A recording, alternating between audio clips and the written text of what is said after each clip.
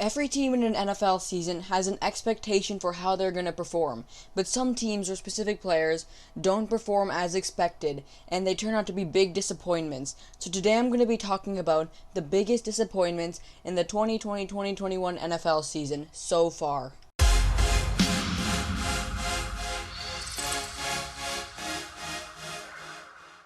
What's up everybody, it's AC Analysis, and today I'm going to be talking about, like I said in the intro, the biggest disappointments in the NFL season from week 1 through week 5.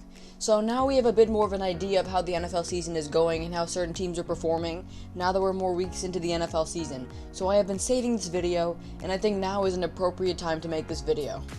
But before we get started, if you guys enjoy consistent football content, liking and subscribing would be really helpful. We just reached 50 subs, thank you guys so much for that. And now we're on the road to 100 subs, and every sub helps. And with that being said, let's get right into the video. The first big disappointment on our list will be to the Colts' entire offense. The Colts have a top 5 defense with Darius Leonard and those guys. They're doing just fine. But the Colts offense isn't able to get much going. Philip Rivers is not doing that well, T.Y. Hilton is not doing that well, they don't really have much of a running back, so they don't have much to actually be able to win in games. And you might be wondering, how are they a disappointment? They're 3-2. Well, they're 3-2 against these teams. They have beat the Jets, they have beat the Vikings, and they have beat the Bears. Winning against the Bears is pretty impressive, but beating the Jets and the Vikings is not that impressive. And in week 1, they lost to the Jaguars. The Jaguars, the team that are supposed to be rebuilding, and they don't really care how they perform. They lost to the Jaguars in week 1, and earlier this offseason, the Chargers signed Jacoby Brissett to a 1-year, $27 million contract, only to sign Philip Rivers a few weeks later to a 1-year, $28 million contract. So they basically just wasted a ton of money on a backup quarterback. So Philip Rivers spent pretty much all of his career with the Chargers, but then he went into free agency in 2019 and eventually got his big payday with the Colts, getting paid like $25 million a year. And I understand why the Colts picked him up. He averages like 4,500 yards a season, he averages about 27 touchdowns and 15 interceptions. So he's putting up good stats with some pretty subpar O-lines and subpar wide receivers. Philip Rivers is an elite quarterback. But in the 2020 NFL season so far, he has 984 yards, 4 touchdowns, 3 interceptions. Those aren't horrible stats, but he isn't able to do that much because his starting wide receiver T.Y. Hilton isn't able to do that much. This season he has 162 yards on 13 receptions and 0 touchdowns, and he is not what he used to be in 2017 and 2016. He is not the same player. And then the player that was really stepping into the number 1 role, Paris Campbell, is now out for the season. So Philip Rivers has nothing to do, and even when he had his wide receivers, they weren't able to perform that well. So this one's not crazy much of a disappointment, but I do believe that the Colts are a disappointment this year. The next biggest disappointment on our list will be the Dallas Cowboys, and more specifically the Cowboys defense. The offense is doing just fine, and it's not a disappointment because of Dak Prescott's injury. You can't really control Dak Prescott getting injured, but Andy Dalton being on the offense, Andy Dalton's still a solid quarterback who can still win you games, so the Cowboys on the offense side of the ball are just fine.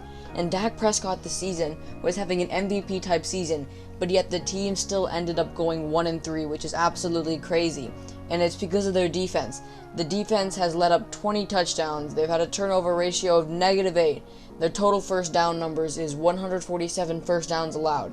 So the Cowboys haven't really been playing that great on the defensive side of the ball, which is a big disappointment because coming into this season, I really expected them to play very well because they had Jalen Smith, they had Chidobe Awuzie, they had Aldon Smith, they had, Everson Griffin. Their defense looks stacked. And it's like this every single year for the Cowboys. You look at their team, you're like, this is America's team, they're very good, and then they never turn out playing that well.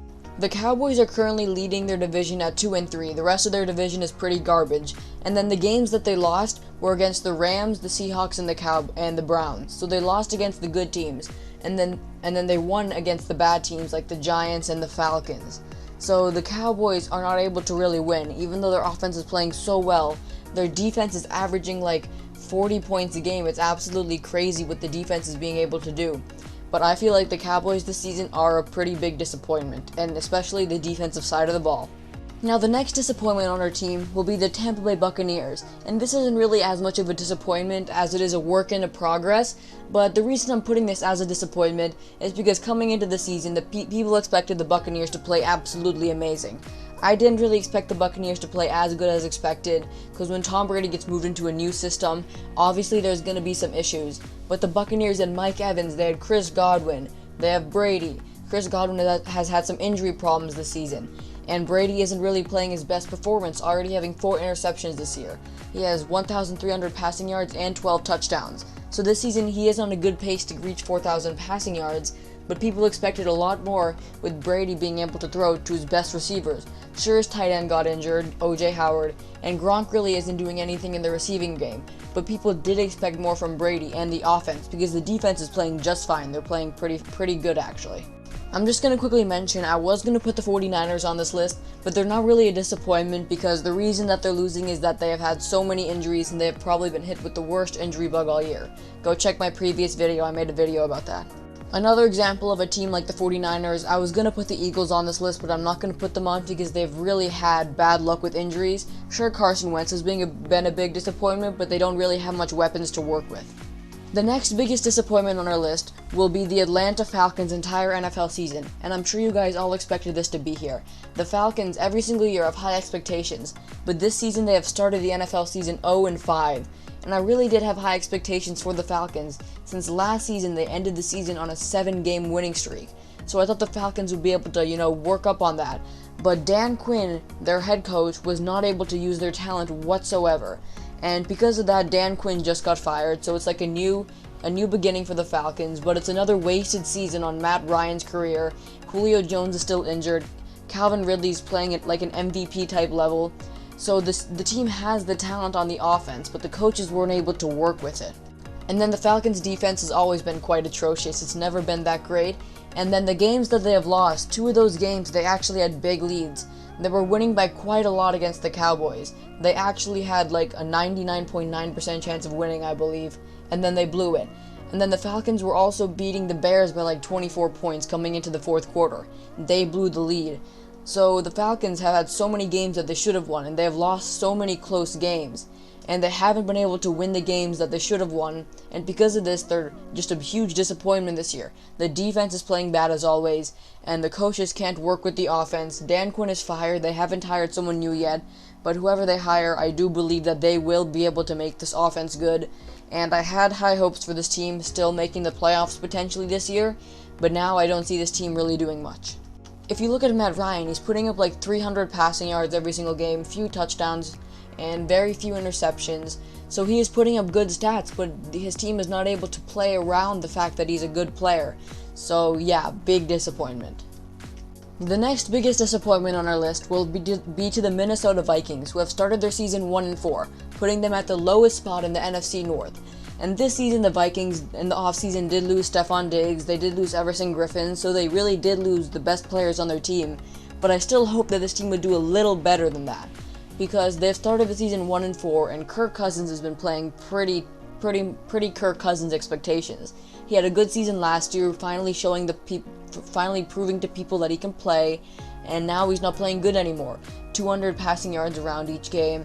He has had about 2 interceptions per game, so he is not playing well. In one game, he even had a 10 quarterback passer rating. The quarterback isn't able to get anything done, and even with Dalvin Cook and Adam Thielen playing very well, they're still going 1-4.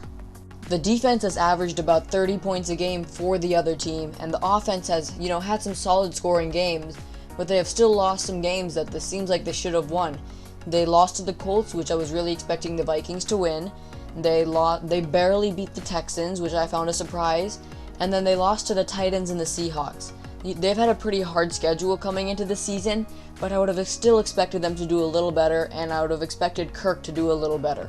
That will wrap up my video of biggest disappointments in the 2020 NFL season so far. Thank you guys so much for watching, and if you guys enjoy consistent football content, liking and subscribing would be really helpful. We just reached 50 subscribers and now we're on the road to 100. Again, thank you guys for subscribing, and if you enjoyed, don't forget to subscribe. Thank you guys so much for watching. See you next time.